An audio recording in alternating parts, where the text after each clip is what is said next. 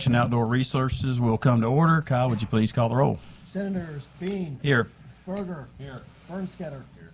Crawford. Gregory. McCreary. Here. Washington. We have a quorum. I would make a motion we go into executive session. Do I have a second? I have a second. All those in favor, please say aye. All opposed, nay. Motion carries. We're in executive session. I make a motion that takes up Senate Bill 120 relating to funding for air pollution control programs, sponsored by myself. Do I have a second? I have a second. All those in favor, please say aye. Aye. All those opposed, nay. Motion carries. Senate Bill 120 is for the committee.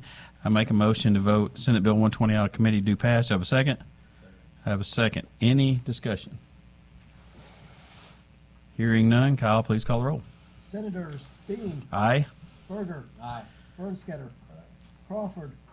Gregory. Aye. McCreary. Aye. Washington. Aye. 6-0. By your vote of 6-0, Senate Bill 120 is voted out of committee. Do pass. I make a motion to take up Senate Committee Substitute for Senate Bill 105 relating to innovative or non-native invasive plants, sponsored by Senator Bernskoetter. Do I have a second? I have a second. All those in favor, please say aye. Aye. All those opposed, nay. Motion carries. Senate Committee Substitute for Senate Bill 105 is before the committee. Senator, do you care to explain your substitute? So we had a lot of support for this bill, but we had one gentleman that had a problem with some of the language, so we just made it more descriptive as to what plants are not or will be on this list. It's just modifying the language a little bit, but now he was in favor of it, so I'd be happy to answer any questions. Any questions? Senator? I was wondering if there's anyone from the cattlemen's here that could pronounce the name of the weed that was added to the list. I cannot, but kind of keep trying. Okay. Any further discussion? Should pass it if they can't even vote. How do we know we have the right? We didn't actually put that on there. Are you familiar with the discussion on the mint? Not really. Okay. So the mint that Mr. Cooper couldn't pronounce is not on there. Thank you. Any further discussion? I make a motion to adopt the Senate Committee Substitute. Do I have a second? Second. I have a second. Any discussion? All those in favor, please say aye. Aye. All those opposed, nay. Motion carries. Substitute is adopted. I now make a motion to vote Senate Committee Substitute for Senate Bill 105 out of committee. Do pass. Do I have a second? Second. I have a second. Any discussion? Hearing none. Kyle, please call the roll. Senators Bean. Aye. Berger. Aye. Bernskoetter. Crawford. Aye. Gregory. Aye. McCreary. Aye. Washington. Aye. By your vote of 7-0, Senate Committee Substitute for Senate Bill 105 is voted out of committee. Do pass. I now make a motion to exit executive session. Do I have a second? Have a second. All those in favor, please say aye. All those opposed, nay. Motion carries. We are out of executive session. So I appreciate everyone who has traveled across the state to attend and participate in today's hearing. For those here to testify on legislation, please speak into the microphone, introduce yourself, and address your comments to the committee members. Please keep your comments relevant to the legislation. Once your testimony concludes, committee members will have an opportunity to ask questions. Please complete the witness appearance form on the table and leave it on the table for our committee minutes, or fill one out online, please. Please silence your cell phones if you already haven't. So with that today, we've got two bills on the agenda. First up is Senate Bill 157, sponsored by Senator Henderson. Senator Henderson, the floor is yours.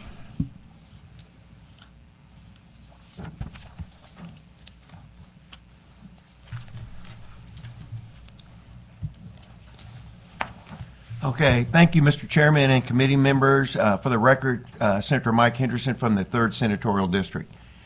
Today's bill is Senate Bill 157, which is a farmer privacy protection bill. The basis of this bill is to protect Missouri's family farms' personal data such as cell phones, address, and other personally identifiable information. Currently, major water users must report their water usage to DNR, and this information is sunshineable. And for your information, a major water user is one who withdraws 100,000 gallons of water or more per day. This would only protect major water users from sunshine requests who are using water only in Missouri and only for farming purposes. This information is still available to the public through the county This same bill passed out of committee and out of the Senate chamber last year. And with that, I'll be happy to take any questions. Any questions for the senator? Senator McCreary. Good morning. Good morning. I'm proud of us for not crashing into each other in the parking garage this morning. We're really making some progress. Well, you have to park next to two big trucks who are trying to fit in there, so that sometimes is tough. I'm going to drive our Ford F-150 next week and That'll be really interesting. mess things up. So, anyway, so one of my concerns about the bill, and this is based on some of my work in another committee in Commerce and Utilities, is there have been situations in other states where data centers have used so much water that it has lowered the water table and caused families' wells to go dry. So I have a little bit of a concern looking forward that if this provision only applies to ag, it would be really easy to remove it, and then neighbors wouldn't be able to know like what was really causing their wells to go dry if, if this provision only applies to agriculture. Remove what? What do you? The privacy. So you're trying to protect the privacy That is correct. of agriculture, big users of water. Correct. My concern is going forward that someone could tweak this language and add in like other large users of water, and then it could cause problems in wide swaths of Missouri where their wells could be going dry and they wouldn't know. So I just kind of have a little bit of concern. See, and that's not my intention I whatsoever. know it's not your intention, but And I could see where. I can't speak to what they may try to do in the future, but what I can speak to right here is really all we're trying to do is take care of farmers and make sure.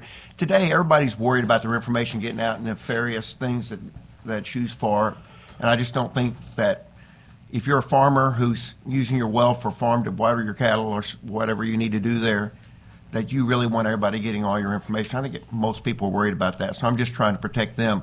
I see where you're going, but I would think that might, in my opinion, be a fight we may have to have another day to make sure that doesn't happen, because I agree with you, but right now we're just trying to protect farmers. Well, I would say that, if you, and I'll share this with you later, but if you look at, if we really want to protect farmers, if you look at the people that have been hurt in other communities by large users of water, it does hurt farmers. It's in areas where families are very dependent on wells for their drinking water. So I just wanted to throw that out there. I think we should, I don't think it hurts to be proactive. And there may be some people going to testify that could maybe answer some of your questions Okay. even a little bit more too. Great, thanks. Any further questions? Seeing none, anybody here to testify in support of Senate Bill 157?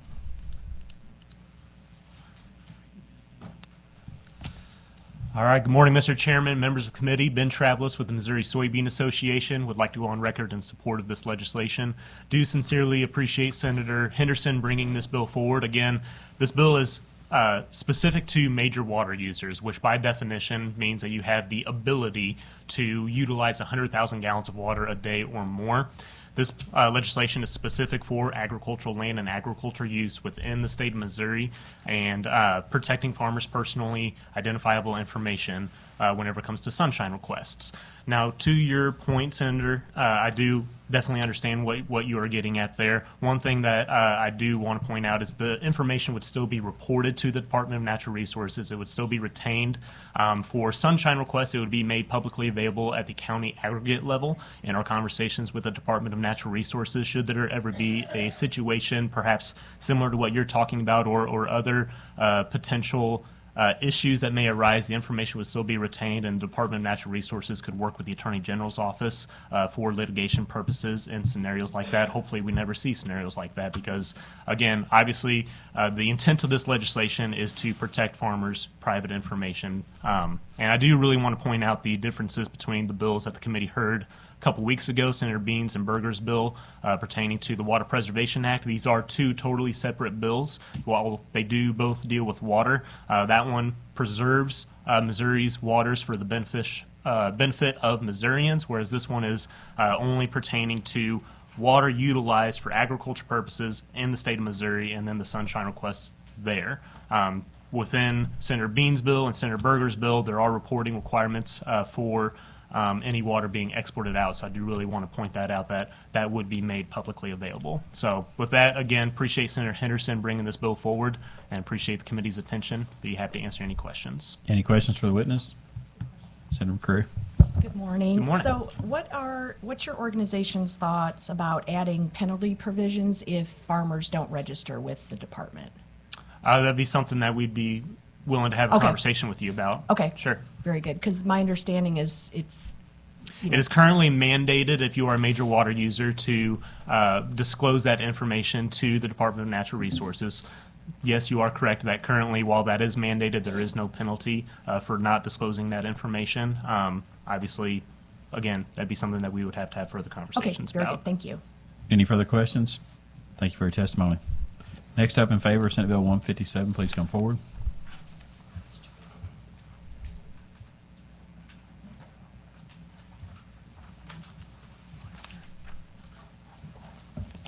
Mr. Chairman, members of the committee, my name is Jacob Knabel with the Missouri Corn Growers Association. We would like to go on the record in support of Senate Bill 157 and definitely thank Senator Henderson for bringing this legislation forward. There are many corn growers in Missouri who meet this definition of a major water user due to their use of Missouri water for irrigation purposes. We feel it is important to protect their personally identifiable information, especially when they are compelled to report their usage by law. With that, I'd be happy to take any questions. Any questions for the witness? Seeing none, thank you for your testimony. Next up in favor of Senate Bill 157, please come forward.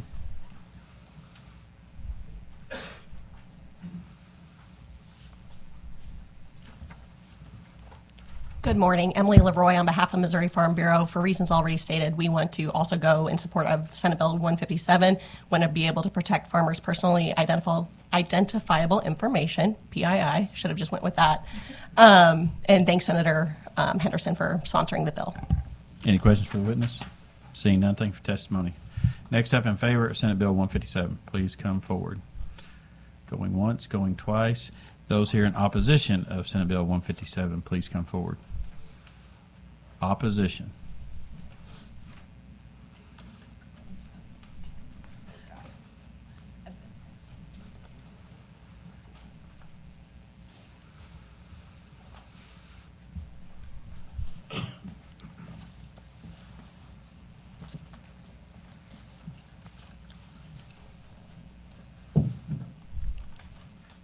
Morning. Good morning. My name is Mike Jenner. I live in Columbia, and I'm a retired newspaper editor and journalism professor. I might add, I come from a farming family. I spent 36 years working as an editor at 7 daily newspapers around the country. And when I left the industry in 2010, I joined the faculty of the University of Missouri as a professor and an endowed chair. And I retired last year after 14 years on the faculty. I'm here on behalf of the Missouri Press Association to speak in opposition to Senate Bill 157. I'm opposed to this bill because it erodes Missouri's Sunshine Law by making important and legitimate public information secret. We live in a state that struggles with drought conditions nearly every year. Drought and water shortages affect some portion of the state every year, and severe droughts have been experienced many times in the history of Missouri. It's hard to imagine a resource of higher public interest than water. The public has a right to know about major water users in any industry, and records regarding water use that the state of Missouri requires farms to file should not be hidden from taxpayers and citizens under a cloak of secrecy. While the sponsor and supporters have mentioned that they want to benefit farmers and small farmers especially, I think, the way this bill is written, it would also protect operations like Denali Water Systems, which raised a literal stink last year when it spread a sludge made of meatpacking waste mixed with water on farmland in southwest Missouri. For those of you who remember that debacle, I ask, why would we grant secrecy to an operation like that? Transparency is absolutely vital to the effective functioning of our form of government. Citizens of Missouri have a right to know how resources of high public interest are used. Transparency builds trust in government, and accountability is essential. Transparency is essential to accountability, which I might add is a conservative value. Accountability and transparency lead to better informed citizens, people who care and will be engaged in their government in the decision-making process. Missouri Sunshine Law was enacted 50 years ago. When it was passed, it was short, sweet, and direct. The Sunshine Law declares Missouri's commitment to openness in government, and I'll quote from it. It is the public policy of this state that meetings, records, votes, actions, and deliberations of public governmental bodies be open to the public unless otherwise provided by law. Sections 610.10 and to 610.200 shall be liberally construed, and their exceptions strictly construed to promote this public policy.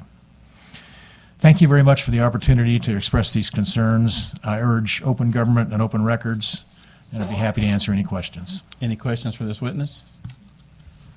Seeing none, thank you for your testimony. Thank you. Next up, in opposition to Senate Bill 157, please come forward. Seeing none, anybody here for informational purposes for Senate Bill 157? Seeing none, Senator, would you like to have any closing comments? Yes, thank you very much for giving me the opportunity to present this bill. Thanks, Senator. That concludes the hearing on Senate Bill 157. Next up is Senate Bill 30. So Vice Chairman Berger, if you'd take over, and the gavel is yours.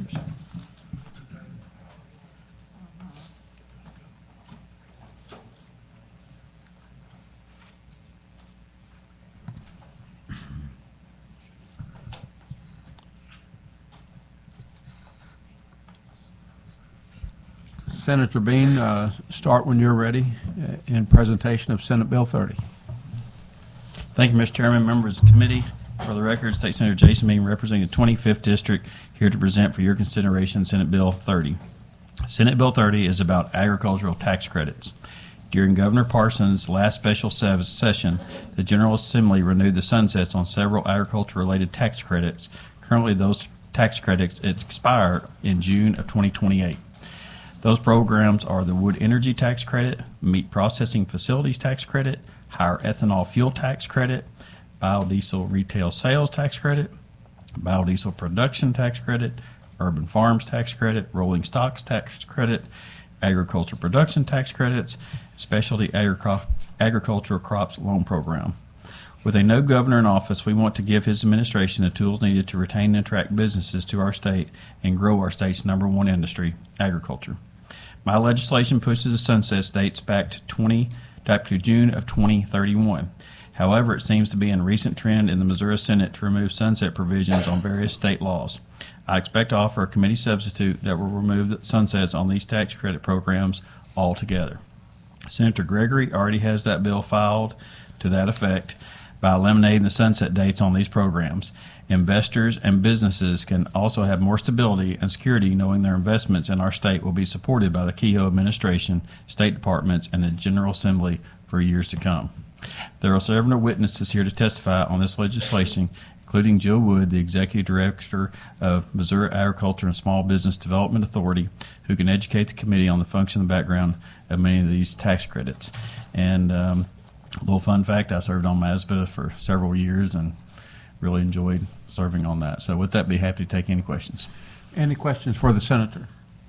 Yes, Senator Bird, proceed. Good morning. I'm still trying to get through the fiscal note because I didn't see it in my email until last night, so my apologies. But I was just wondering, on the wood energy tax credit in the fiscal note, in 2021, the governor withheld funding, and then in 2022, it was vetoed by the governor, and then in 2023, there was no appropriation given. Do you remember the backstory on that? I don't, Okay. and like I say, Jill may be able to. Okay. All right. We very can good. find that out. Be glad. Yeah, and I might have other questions later, but I'll just address them online. The fiscal note is really well done, quite honestly, so Okay. very good. Thank you. Any other questions for Senator Bean? Anyone testifying in support of Senate Bill 30, please come forward.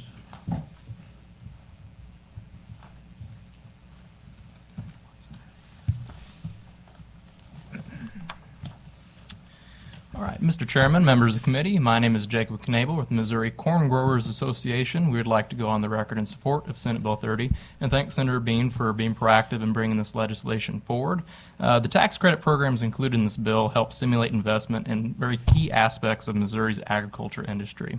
Programs such as the New Generation Cooperative Incentive Tax Credit have been utilized by entities like Missouri's ethanol plants to get established in our state and expand their production. These entities provide much-needed markets for corn farmers and give back to the communities they call home, providing jobs and supporting local economies. This bill also includes programs like the Higher Ethanol Blends Retailers Tax Credit, which incentivizes fuel retailers of all sizes to offer more fuel options for consumers when they're at the gas pump and support our state's ethanol industry. However, for these programs to continue their mission of stimulating investments in Missouri agriculture, it is important for those utilizing the programs to have the long-term certainty that they will continue to be offered in the future. Many of the projects these programs support are multi-year projects that requires years of planning and coordination before they can ever open their doors. With these programs dependent on repassage through the Missouri General Assembly every few years, we fear this weakens their ability to do their purpose of attracting investment in value-added agriculture. For example, if entities are looking to create a new ethanol plant or a meat processing facility here in Missouri, these programs are a great tool to initially attract them here. However, if they're going to take the leap and make that investment in Missouri, but then run the risk of these incentives drying up after they sunset, then this reduces these programs' merit as an effective tool. This is why MCGA is supportive of any efforts to address the sunset on these tax credit programs and offer more long-term certainty that they will be a tool for investment in Missouri agriculture for years to come. With that, be happy to take any questions you might have. Any questions for this witness? Thank you. Okay. Anyone else testifying in support of Senate Bill 30?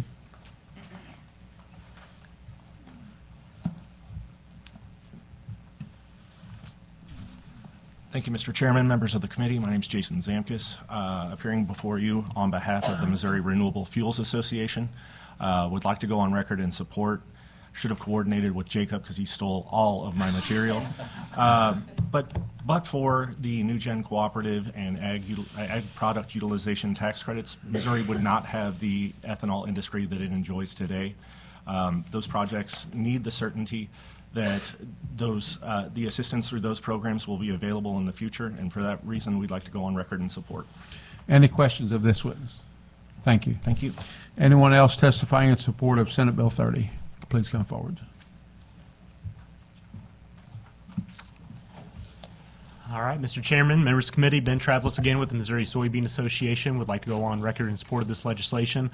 I do want to point out that prior to the legislative session commencing, we did have conversations with the Department of Revenue, and there are a couple of technical corrections that we've been working with Senator Bean's office on incorporating into this bill specific to the biodiesel. One specific thing is that the word "and" needs to be replaced with the word "or," because currently off-road diesel does not qualify, which was not the intent of the original legislation, and so that's a technical correction that we would like to see corrected. And again, we're working with Senator Bean's office on incorporating that in. There's also some issues with the apportionment language to ensure that applicants are not being penalized for interest after the apportionment occurs, and so again, working with Senator Bean's office on that, but I did want to point that out in today's hearing. Be happy to answer any questions. Any questions of this witness? Thank you. Yeah, thank you. Anyone else testifying in support of Senate Bill 30? Thank you, Mr. Chairman, members of the committee. Tricia Workman here today on behalf of Poet Bioprocessing. Sorry, that was not easy for me to say. It's been a long week already. We wanted to go on record in support of the bill, and particularly the provisions that deal with access to higher blends of ethanol. Poet has 34 bioprocessing plants throughout the state and 2 in the state of Missouri. So appreciate the senator's work on this. Any questions of this witness? Thank you. Thank God. Anyone else testifying in support of? Thank you, Mr. Chairman. I am Nancy Giddens here today representing Missouri Forest Products relative to the wood energy tax credit provisions, and then Railway Supply Institute relative to the rolling stock tax credit provisions you'll find on page 19. And Senator, obviously we support this bill. Thank the Senator for including our tax credits. Senator McCreary, we will definitely come by and answer all your questions about our tax credit, but if memory serves me correctly, which is a dangerous thing on a Thursday, regarding 22, if I recall correctly, our money was put in the supplemental because there was an issue between the departmental notices and the users of our credit. So that's what part of that is. Okay. Sure, definitely. Yes, so I'm glad you mentioned the rolling stock credit program because there's also in the fiscal note, this is going back before we were born. In 2014 and 15, the governor vetoed the rolling stock tax credit. And then in 17, the governor withheld $300,000. So I'm just trying to This is one of the challenges with term limits is like, normally I would ask somebody that was here back then what is going on, but I cannot remember, so. And I can't either, so let me refresh. Okay. And again, Yep. we'll make sure you have all your answers or questions answered before we vote. Very good, thank you. Absolutely. Thank you. Any other questions of this witness? Thank you. Anyone else testifying in support of? Please come forward. Good morning, Emily Leroy on behalf of Missouri Farm Bureau, again in support of Senate Bill 30. And we thank Senator Bean for bringing this important legislation forward. We completely agree. We talk about value-added ag in Missouri all the time and how we're going to add value to the commodities that we produce here. These are the programs that exist in the state that are well proven. They've done a lot of good. We've spoke some about ethanol. I know another example that our board of directors recently had the opportunity to tour was the peanut processing facility in Kennett, Missouri. So there's a lot of good work around the state that has been established, and we do want to see that stability and continuity go forward. There is one tweak that we would like to ask Senator Bean and the committee to consider, and we'll provide language to him to do that. And that is specifically in the meat processing facility tax credit. And so that would be adding the words Chapter 148 into that legislation. So many of these tax credits apply to tax liabilities in Chapters 143, 147, and 148. For reasons that I do not know, the meat processing only applies to Chapters 143 and 147. The reason that we as Missouri Farm Bureau care about this is we have a history of purchasing these tax credits from members, from farmer members specifically on the new generation cooperative tax credits, to allow them to take their tax credit and turn it into that cash value. So they can apply it to their tax liability, but if they don't have that tax liability, we exchange it dollar for dollar. So it's really a wash for Farm Bureau. We purchase that and then we apply it to our tax liability underneath Chapter 148. So our meat processors have approached us asking us to do this, but we couldn't because of the lack of Chapter 148. So to put this in perspective, if a meat processor made a $200,000 investment into their facility, serving more people, MASBTA approves it, they receive that tax credit. So they would receive the tax credit for $50,000, 25% of their investment. So I spoke with one of our members who did this recently. In order to use that, to take that tax credit and turn it into that cash value, they worked with an accounting firm here in town. And so by the time you have the processing fees, lending fees, different things, it's about a 15% discount. So they lost $7,500 in that transaction, and they were very grateful for the program. It did good things. But that's an example of the member service that we would do dollar for dollar and not have them lose that 15% or whatever that market rate is if we can just add those Chapter 148 into meat processing. Any Happy to answer questions? questions. Oh, sorry. Any questions of this witness? Thank you. Anyone else testifying in support of?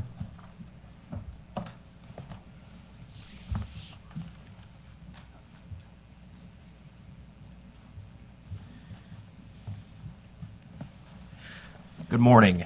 Matthew Smith with Associated Industries of Missouri. I want to go on record of support of this bill. Specifically, we support the wood energy tax credit that provides incentives to sawmills to transport sawdust to certain facilities, which helps them create new products. So with that, I'd be happy to answer any questions. Any questions of this witness? Thank you. Okay, thank you. Anyone else testifying in support of?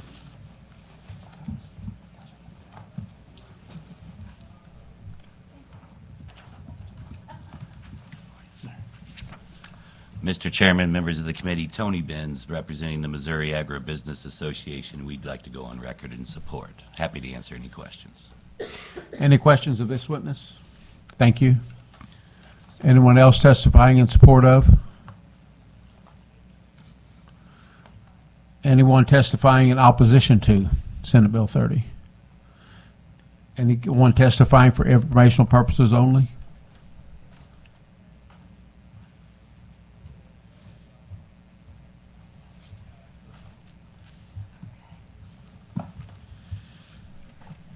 Good morning, Mr. Chairman, members of the committee. My name is Trinity Crouch, Legislative Director for Missouri Department of Agriculture.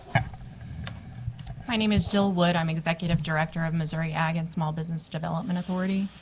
And we are testifying for informational purposes. Senate Bill 30 contains multiple tax credits that are administered by the MASBTA program, which is under the Missouri Department of Agriculture. The specific tax credits in this bill that fall under our authority are the meat processing tax credit, the urban farm investment tax credit, the new gen cooperative incentive tax credit, the ag product utilization tax credit, and the specialty crop tax credit. MASBA's tax credit programs have leveraged roughly $268 million in direct and indirect benefits since 2000. With that, we'd be happy to answer any questions you may have. Any questions of this witness? Is that it? Anyone else testifying for informational purposes only? Senator Bain, any closing remarks? Nope, appreciate the committee's time. That Thank you. concludes the hearing on Senate Bill 30. No further business coming before the committee. I make a motion to adjourn. Do I have a second? All in favor say aye. All opposed say nay. The ayes have it. We are adjourned.